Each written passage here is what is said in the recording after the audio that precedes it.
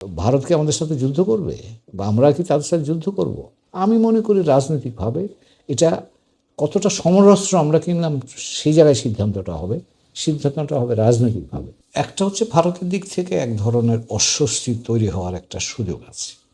কারণ তারা তো বাংলাদেশে ধরেন আমাদের যে ফোর্স মডার্নাইজেশন আমরা বলি, বিশেষ করে বিমান বাহিনী, এটা তো 98-99 সালের যে MiG-29 কেনা হয়েছিল, তারপর কিন্তু আমরা কোনো ধরনের পারচেজ করিনি। এখন আমরা নতুন করে পারচেজ করতে যাচ্ছি। এখন পারচেজ অ্যাজ সাচ একটা উপাদান হতে পারে অস্বস্তির, কারণ এগুলো অ্যাডভান্সড এয়ারপ্লেনস, ফাইটার প্লেনস। আর এর সাথে যেটা যোগ হয়েছে যে বাংলাদেশের সাম্প্রতিক অভ্যন্তরীণ যে পরিবর্তনটা হয়েছে, যে এক ধরনের মানুষের মধ্যে যে সচেতনতা, আত্মসম্মান বোধটা তৈরি হয়েছে, সেই প্রেক্ষাপটটা কিন্তু এখানে নতুন করে এই এক প্রকিউরমেন্টটা যদি হয়, তার মধ্যে একটা নতুন একটা উপাদান যোগ করে দিয়েছে। তবে আমি মনে করি যে এখানে এমনি তো বাংলাদেশ ডিফেন্স ফোর্সেসের ফোর্স মডার্নাইজেশন 2030 একটা গোল তো তাদের আছে।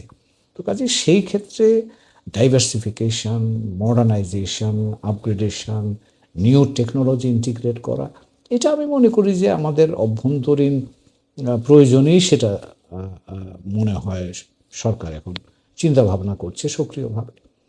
আর এটা ভারতে অস্বস্তি তৈরি করবে খুব বেশি অস্বস্তিতে পড়বে? আমার কাছে এটা মনে হচ্ছে না, কারণ তারা নিজেরাও জানে যে কোনো আর্ম ফোর্সেসই তার আপগ্রেডেশন, মডার্নাইজেশনটা করে, it's a part of the game. তো কাজে সেখানে বাংলাদেশে এখন প্রকিউরমেন্ট চাচ্ছে, নতুন জিনিস কিনতে চাচ্ছে, সেটা হয়তো তারা এটুকু যুক্তিসঙ্গত জায়গায় থাকবে। এটা নিয়ে খুব বেশি চিন্তিত হওয়া বা এটা নিয়ে ভূরাজনৈতিকভাবে বড় ধরনের একটা হুঁহা করা, তেমন সুযোগ বোধ হয় বা প্রয়োজনীয়তা আছে বলে আমার কাছে মনে হয় না। তো কাজেই আমাদের নিজস্ব অভ্যন্তরীণ ব্যবস্থা এবং এখানকার আমরা ভারতকে আমাদের সাথে যুদ্ধ করবে বা আমরা কি তাদের সাথে যুদ্ধ করব?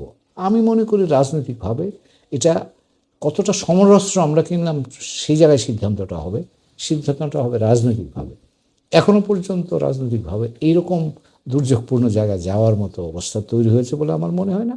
যদিও এক ধরনের টেনশন চলছে, সেটা আমরা একদিকে ঝুঁকেছিলাম, এখন সেটাকে ব্যালেন্স করার জন্য আমরা একটু ভিন্ন রকম চেষ্টা করছি।